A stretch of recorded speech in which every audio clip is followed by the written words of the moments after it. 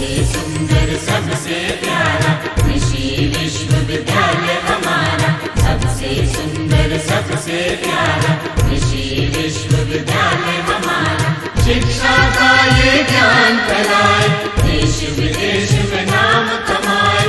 किसानों के लिए शोध किया है, प्रसार से हर खेत छुआ है।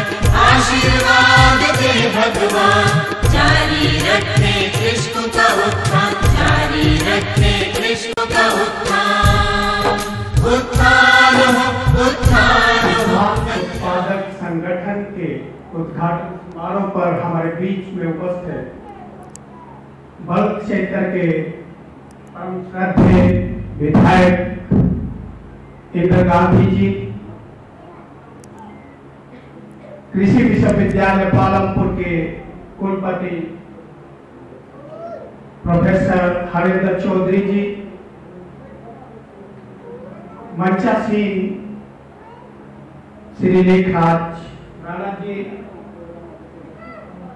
पॉल वर्मा जी, गोविंद ठाकुर जी और विश्वविद्यालय से खास हमारे बीच में माननीय कुलपति द्वारा जो एक टीम आपके बीच में लाई गई है, उसमें निदेशक प्रसाद शिक्षा doctor B K. Sharma ji, dean college of home science professor Dhaliwal ji, विभागाध्यक्ष doctor Deshraj Chaudhary ji, doctor S K. Upadhyay ji, doctor Virendra ji व अन्य वैज्ञानिक जो हमारे बीच में हैं।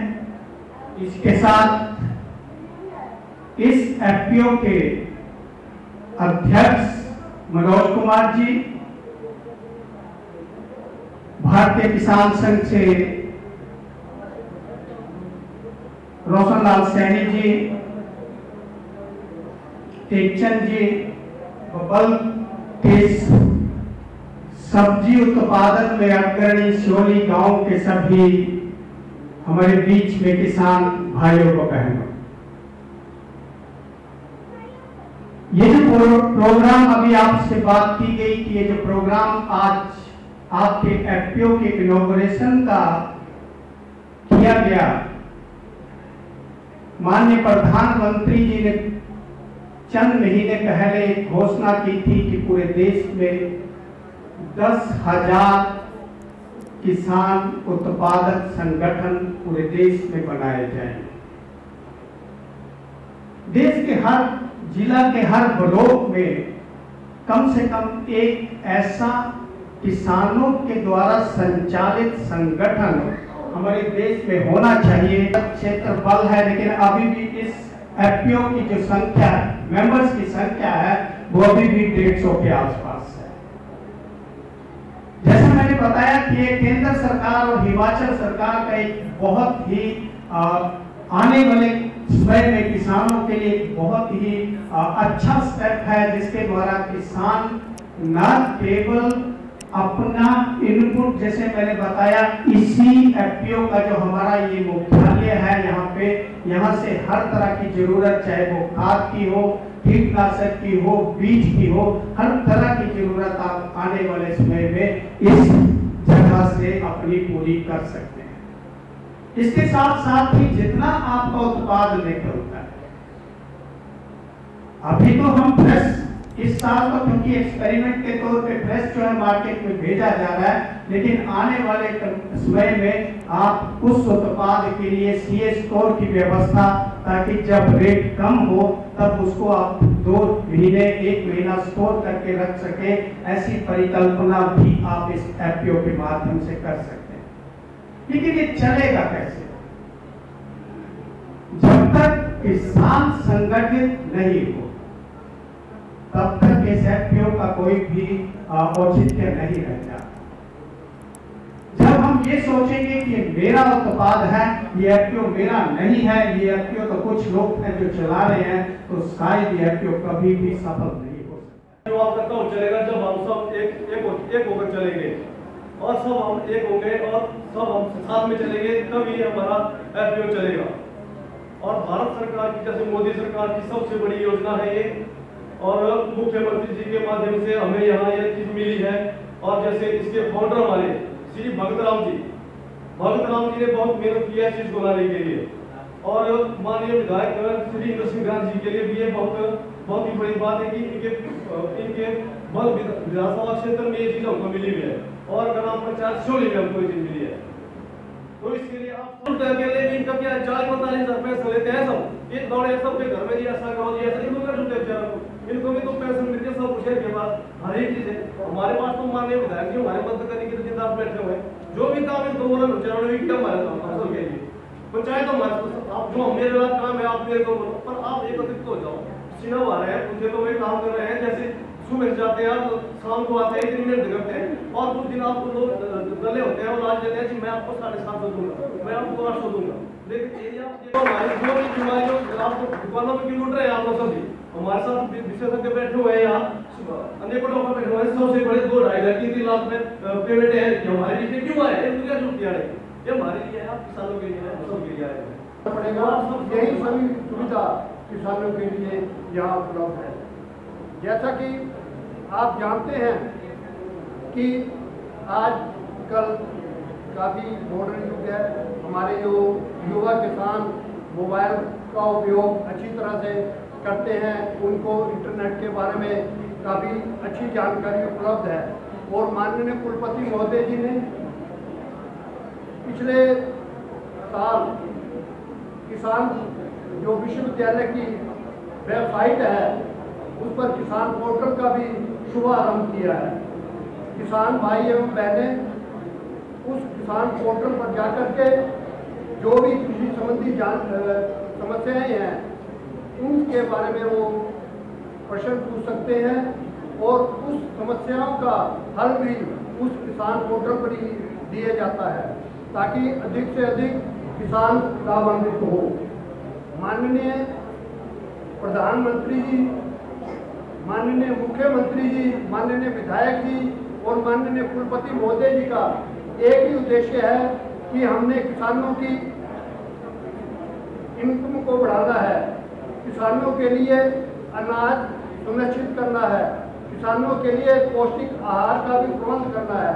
तो इसके लिए मैं समझता हूँ कि किसानों के लिए एकीकृत कृषि प्रणाली अपनानी होगी।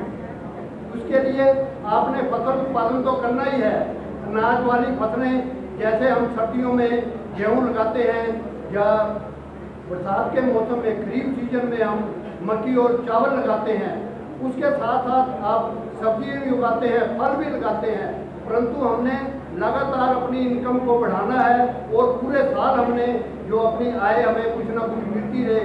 तो उसके लिए मैं ये चाहता हूँ या आपसे निवेदन करता हूँ कि हमें एकीकृत कृषि प्रणाली को अपनाना होगा।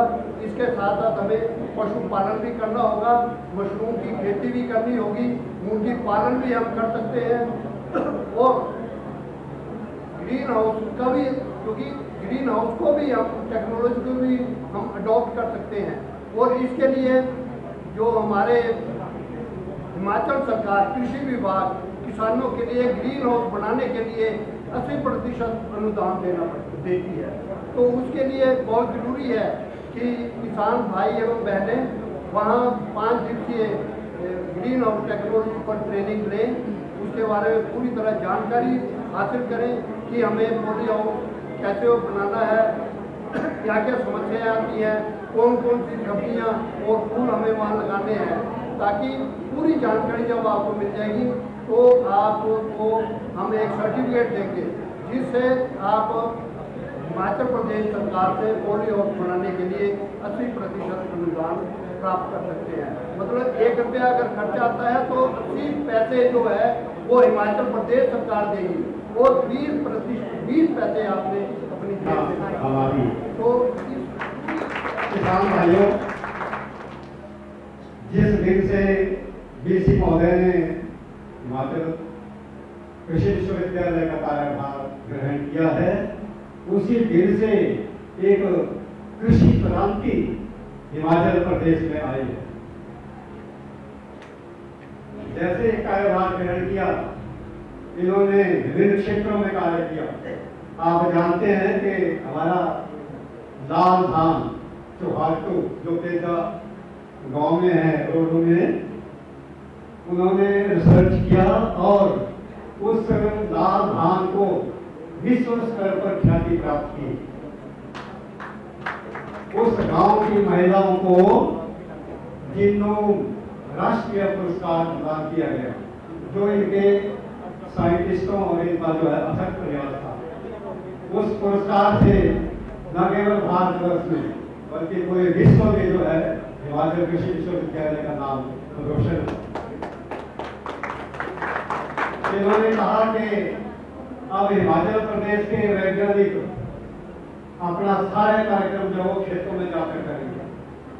तो वैज्ञानिक चला खेतों की ओर, दफ्तर की ओर नहीं, लेकिन खेतों की ओर, जहाँ हमारे किसान भाई बहन जो है वो काम करते हैं, वहां जाकर बैठ के हो रही है।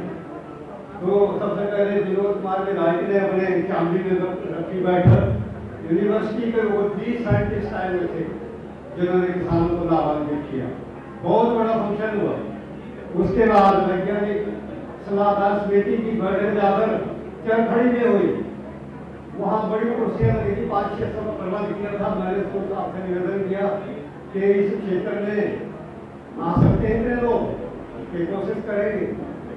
लेकिन जब लोग आने लगे तो 10,000 लोग उस क्षेत्र में बैठने को, ठहरने को जगह नहीं मिली। तो ये डॉक्टर के अपने राकेश जम्वाल जी का क्षेत्र है, वो बड़ी संख्या में लोग आए। तो वैज्ञानिक सलाहकार समिति की बैठक भी चरखड़ी में की जाकर। उसके बाद ये कार्यक्रम कर रहे हैं कि हमारी डहर की बासमती जो है वो ख्याति प्राप्त नहीं करे, उसमें सर्च कर रहे हैं जिला मंडी, उस पर भी अनुसंधान किया जा रहा है किस तरह से उसको नेशनल लेवल पे लाया जाए। उसके लिए भी वैज्ञानिक और हमारे विश्वविद्यालय के प्रयास कर रहे हैं। तो मैं आपका समय ज़्यादा नहीं लेने वाला क्योंकि बारिश आ गई है। मैं सभी किसान भाई बहनों और यहाँ विराजमान सभी वैज्ञानिक मैं आपका आभार व्यक्त करता हूँ। एक बात छूट गई है, इस कृषि ये जो सहकारी सेवा समिति बनी है, इसके लिए जो भगतराम और कृषि विज्ञान केंद्र के साइंटिस्टों की जो दुर्गति हुई तो ये जानते हैं। ये हमारी सहकारिता विभाग जो है वो पंजीकरण करवाने में 3-4 महीने लगा दिए।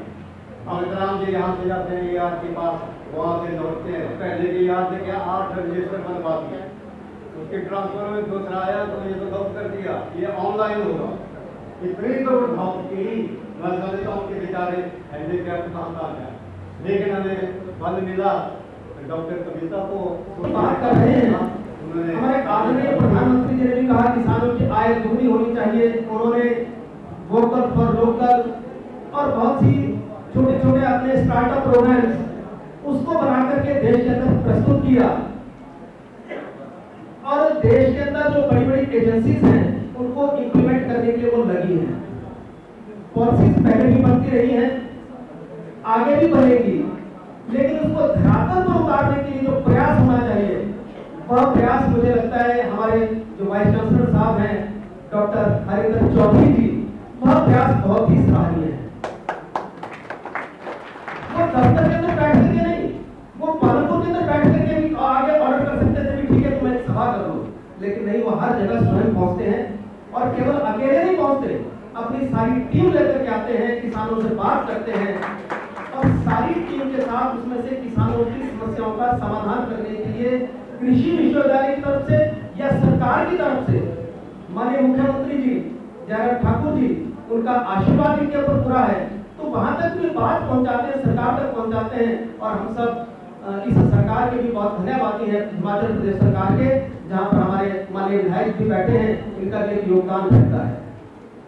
किसानों भाई और बहनों, गंगा थोड़ी सी उल्टी दिशा के अंदर पहली प्रारंभ हो गई अपने देश के अंदर। देश की नीतियां किसानों के लिए कौन बनाता था? किसान बनाता था, किसान बैठता था। हार्वर्ड विश्वविद्यालय से प्रोफेसर आए यहाँ पर, प्रोफेसर हार्वर्ड, तो उन्होंने एग्रीकल्चर टेस्टामेंट बनाना जब शुरू किया, 3 साल तक भारत के अंदर रहेगा जब इस देश के अंदर अंग्रेजों का शासन था। 3 साल तक पूरे देश के अंदर जब उन्होंने उन्होंने अध्ययन किया तो उन्होंने निष्कर्ष निकाला कि भारत के किसानों को कुछ भी सिखाने की आवश्यकता नहीं है, जितना पश्चिम सारा यूरोप को बताने की जो क्षमता है वो भारत के किसान का है। भारत में प्रदेश के अंदर 18 गौशालाएं विश्व हिंदू परिषद अपनी जमीन, अपने विद्यालय, अपनी गौशालाओं को चला रही है। इसके अलावा 110 गौशालाएं पूरे प्रदेश के अंदर, जिनमें कहीं ना कहीं हमारा सहयोग रहता है, मिलते जुलते हैं, उनके साथ बातचीत करना, उन तक कोई भी वेटरनरी डिपार्टमेंट। पिछले दिनों में भी मैंने डॉक्टर साहब से, प्रोफेसर हरिंदर चौधरी जी से कहा कि इस प्रकार के हम गौशालाएं भी चलाते हैं तो हमें थोड़ी सी आप गाइडेंस दीजिए। तो डॉक्टर साहब ने अपनी वेटरनरी के जो बेस्ट डॉक्टर्स हैं उनको सुमन लेकर भेजा, मेरे घर में भेजा। वहां पर बैठ करके हमने चर्चा की गौशालाओं के अंदर हम किस प्रकार से उन गौशालाओं को आत्मनिर्भर बना सकते हैं, गौ के अंदर कैसे उसके अंदर हम लोग उसका समर्थन हो सकता है, संरक्षण हो सकता है, इन बातों को लेकर के। इसलिए मैं कहता हूँ कि आज हमारा सौभाग्य है कि हमारे बीच में डॉक्टर हरिंदर चौधरी जी, जो कि कृषि विश्वविद्यालय से पालनपुर से यहाँ पर आए, हमारे क्षेत्र के हैं। बड़ा हमारा सीना जो है वो चौड़ा होता है जब हम इनकी बात करते हैं कहीं पर भी जाकर के, लेकिन हम लोगों के साथ आए, हम इसका पूरा लाभ उठाएं, पूरा जो भी सरकार का एक एक पैसा जो है उसका। अभी जो भाई साहब ने जो प्रधान जी यहाँ पर कहा, बहुत अच्छी बात उन्होंने कही कि स्टार्टिंग के अंदर हो सकता है हमें पैसा ना मिले, अपनी जेब से लगाना पड़े, लेकिन धीरे धीरे ये जो FPO है ये ग्रो होगा और हम देखेंगे कि आपकी FPO के बारे में कह सकता हूँ कि मैं तो अकेला ही चला था जानिब मंजिल, लोग आते गए और काफिला बनता है। आपका FPO लीड करेगा पूरे प्रदेश के अंदर। इस FPO को हम लोग पैसे की साथ ना तोलें, जिस प्रकार से यहाँ पर डॉक्टर सूद और उनकी टीम भी लगी है, डॉक्टर कविता और लोग हमारे सारे लगे हैं, उस तरह से हम लोग इस FPO को प्रदेश के अंदर एक अग्रणी FPO बना सकते हैं, क्योंकि यह पंजाब है, पंजाब की भूमि से भी उर्वर भूमि हमारी बल है। इस बल से ही संदेश जाएगा पूरे प्रदेश के अंदर। इस आशा और इस विश्वास के साथ मैं सबके लिए बहुत माननीय डीसी साहब का बहुत धन्यवाद करना चाहूंगा कि हिमाचल प्रदेश में चौधरी सरवण कुमार विश्वविद्यालय के तत्वावधान में हिमाचल प्रदेश के 8 विज्ञान केंद्रों में से अगर FPO बनाने की अगर बात आई तो सबसे पहले आपने सुंदरनगर को प्रतिनिधित्व दिया, इसके लिए मैं आपका तहे दिल से शुक्रगुजार हूँ। और उससे भी ज्यादा धन्यवाद आपका इसलिए करना चाहता हूँ कि दिशा में सबसे पहला कदम अगर आपने कहीं उठाया तो वो हमारे सियोनी में उठाया। मैं बल की तमाम जनता की तरफ से आपका, माननीय विधायक जी का, हिमाचल प्रदेश के मुख्यमंत्री श्री जयराम ठाकुर जी का तहे दिल से धन्यवाद करता हूँ। अभी तक पूरे हिमाचल के 8 कृषि विज्ञान केंद्र है, उनमें से सिर्फ सुंदरनगर एक ऐसा विज्ञान केंद्र है जिसको 2 FPO बनाने की दिशा में उन्होंने काम किया और 2 FPO पूरे हिमाचल को मिले हैं और उसमें से एक हमें मिला है। इसके लिए मैं यहाँ की स्थानीय जनता, बल्कि जनता की तरफ से भी आपका और ऐसा करने का काम करते हैं। तो मैं धन्यवाद करता हूँ कि इस प्रकार के कुलपति हमारे बीच में आज यहाँ बैठे हैं और इस बल क्षेत्र को विशेष महत्व देने के लिए और यहाँ के किसानों के लिए इस FPO के महत्व में समझाने के साथ साथ आपके कृषि के उपकरणों को लेके, कृषि के संसाधनों को लेके और कृषि से जुड़ी हुई समस्याओं को लेके जो एक दिवसीय आज का ये सेमिनार यहाँ पे लगाया है, हमारे लोगों को इससे बहुत फायदा भी होगा। आप लोगों ने यहाँ पे कृषि से जुड़ी समस्याओं के समाधान को लेके भी आपसे अलग अलग लोगों ने सुबह से लेके बात की होगी। तो मुझे लगता है कि जब हम लोग यहाँ पे आए हैं तो हम पूरे मन से यहाँ पे आए हैं। जो बातें हमें यहाँ से कही जाती है हम उन बातों को ऑब्जर्व करें, उन बातों को सुने, क्योंकि हम लोग वो लोग हैं, भारत एक कृषि प्रधान देश है और हमारी अर्थव्यवस्था जो है कृषि के ऊपर टिकी है। उस अर्थव्यवस्था को चलाने वाले प्रदेश के और देश के वो लोग नहीं, तो यहाँ पे इस तरह बैठे हुए लोग हैं, आप लोग उस अर्थव्यवस्था को चलाते हैं। इसलिए जो जानकारियां यहाँ से आपको दी गई है वो कहीं ना कहीं आपके फायदे के लिए है। ये मत सोचना कि ये लोग यहाँ आए हैं, हमें भाषण दे दिया चले गए, ऐसा नहीं है। ये लोग यहाँ आए हैं, इनका काम भी है, लेकिन आप लोगों के पास ही क्यों आए हैं, किसी और जगह क्यों नहीं गए? खुद की परवाह किए बिना दिन रात अन्न उग जाता है, खुद की परवाह किए बिना दिन रात अन्न उग जाता है। सलाम है इस धरती माँ के पुत्र को, जिसके कारण हमारा जीवन मुस्कुराता है। तो हमारे किसान भाई बहनों को संबोधित करने के लिए अब मैं मंच पर आमंत्रित करना चाहूंगी हमारे समारोह के अध्यक्ष और कुलपति महोदय चौधरी सरवन कुमार हिमाचल प्रदेश कृषि विश्वविद्यालय प्रोफेसर हरिंदर कुमार चौधरी जी को कि वे मंच पर आए और हम सब किसान भाई बहनों का मार्गदर्शन करें। जवान जब सीमा पर रक्षा करने के लिए अपना जीवन कुर्बान करता है और एक वैज्ञानिक अपनी प्रयोगशाला के अंदर और खेत के अंदर पसीना बहाते उस किसान से रूबरू होता है, तभी कोई देश विश्व गुरु बनता है। ये भारत वर्ष विश्व गुरु था, विश्व गुरु है और विश्व गुरु रहेगा, ये मेरा मानना है। आज के इस कार्यक्रम के मुख्य अतिथि लोकप्रिय नेता और बल क्षेत्र के विधायक श्री इंद्र गांधी जी, हमारे बड़े भाई और हमारे मार्गदर्शक इंजीनियर श्री देवराज राणा जी, प्रेसिडेंट प्रदेश के विश्व हिंदू परिषद के प्रेसिडेंट यानी कि अध्यक्ष,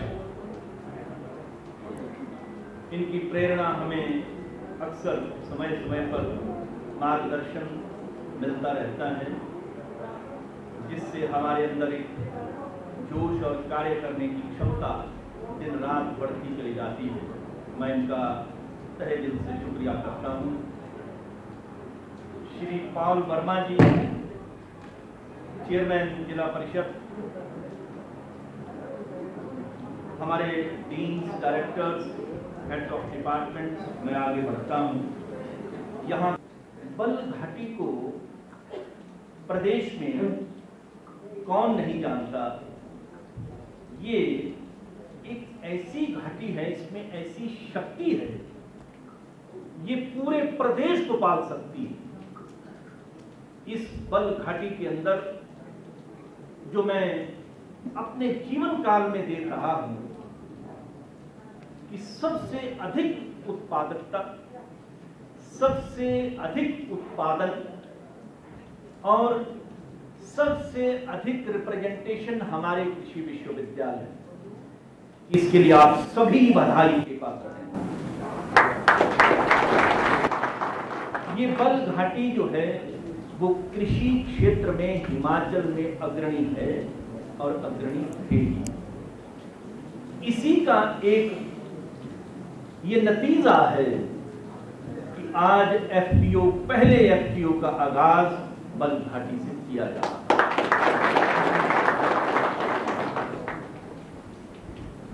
भारत सरकार की महान प्रधानमंत्री, जिनकी दूरदर्शिता का कोई आकलन नहीं किया जा सकता, किस तरह से उन्होंने एक आवाज दी कि हमारा किसान जो है वो एक भगवान का रूप है, लेकिन इस भगवान को हमने क्या शक्ति बख्शी है, क्या प्रेरणा उससे दी है। अब सिर्फ और सिर्फ किसानों को अपनी शक्ति को समझने की जरूरत है। भारत सरकार, हिमाचल सरकार जिस तरह से एक मंच से अपनी शक्ति का संचार गांव-गांव तक पहुंचा रहे हैं, उस शक्ति का दोहन करने के लिए हमारे किसान को भी जागना होगा, हमारे किसान को भी उठना होगा। ये किसान की भी जिम्मेदारी है कि जब सरकार उनके द्वार पर है, जब विश्वविद्यालय उनके द्वार पर है, तो किसान को भी जागना होगा। किसान की ये महत्वपूर्ण जिम्मेदारी है कि वो अपने इर्द गिर्द की जैविक विविधता को समझे। मैं आपको कुछ ऐसे चंद उदाहरण हिमाचल प्रदेश के दूंगा, जिनको सुनकर आप भी समझेंगे कि सही माने में हिमाचल प्रदेश एक अद्वितीय राज्य है।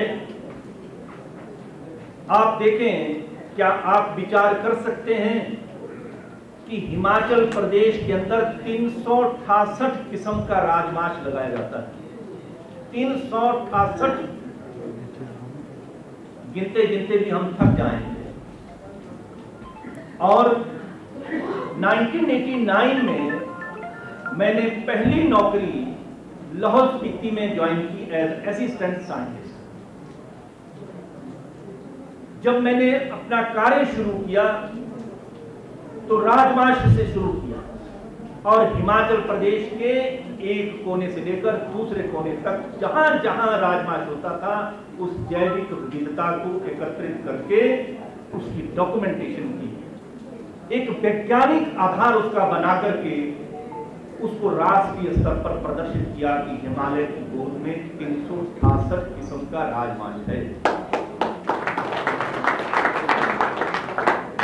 और उस राजमांस में से भगवान त्रिलोकीनाथ का टेंपल के बारे में आपने लाहौल में सुना होगा, हमने पहली वैरायटी त्रिलोकी राजमांस के रूप में सामने लेकर आए।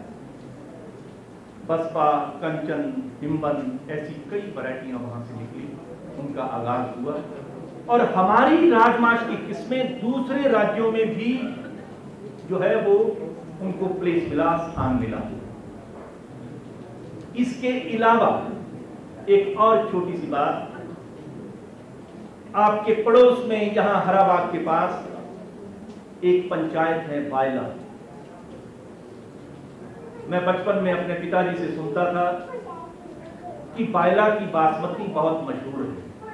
हमने कहा हमने तो कभी नहीं खाई, हमें तो कभी प्राप्त नहीं हुई। जैसे ही मैं कुलपति बना तो मैंने अपने दिल में ये धारणा की कि बायला की इस बासमती को जरूर ढूंढ निकालूंगा। बायला के उस क्षेत्र में गए और कई प्रबुद्ध किसानों को मैं यहां से लेकर गया। परमाराम चौधरी जी बीच में बैठे हैं, ये भी मेरे साथ गए और कुछ और प्रबुद्ध लोगों से मैंने वहां कहा कि आप इस बायला बासमती के बारे में क्या क्या जानते हैं, जरा यहां बताएं। उन्होंने कहा कि राजाओं के शासन के दौरान इसको लगाने का हक था, खाने का हक नहीं था। बायला में सिर्फ बासमती वो राजमहल के लिए लगती थी, खाने के लिए नहीं लगती। आप उसका एक भी दाना अपने इस्तेमाल में नहीं ला सकते थे। आज समय परिवर्तन हुआ है और ऐसी विविधता का दोहन करने के लिए हम वहां पहुंचे कृषि विज्ञान केंद्र के साथ। किसानों से चर्चा की, किसानों ने कहा कि धीरे धीरे किसान इसको छोड़ रहा है। क्यों?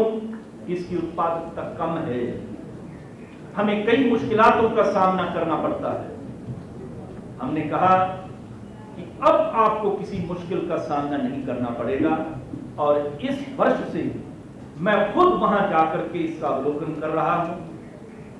उस बायला पंचायत के गांवों में जाकर के किसानों से मिलकर के हमारा कृषि विज्ञान केंद्र पूरी तरह किसानों से घुल मिल गया है। उसकी एक एप्लीकेशन बना करके राष्ट्रीय स्तर पर उसको ले जाने के लिए हमने एप्लीकेशन दायर कर दी है। हम इसको जेरोम सीरियल अवार्ड दिलवा कर रहेंगे और ये बायला बासमती सिर्फ मंडी हिमाचल प्रदेश नहीं, पूरे भारतवर्ष की बासमती बनेगी। स्तर पर एक जो आवाज उठी है एफपीओ की, यही ताकत आपकी भविष्य में ताकत बनने वाली है। इसलिए जो यहां पर मान्यगण यहां पर बैठे हैं, ये इसके गवाह हैं कि आज हिमाचल प्रदेश में पहले ऐसे सरकारी तौर पर एक एफपीओ का आगाज बल्ल घाटी से हुआ है और जिसको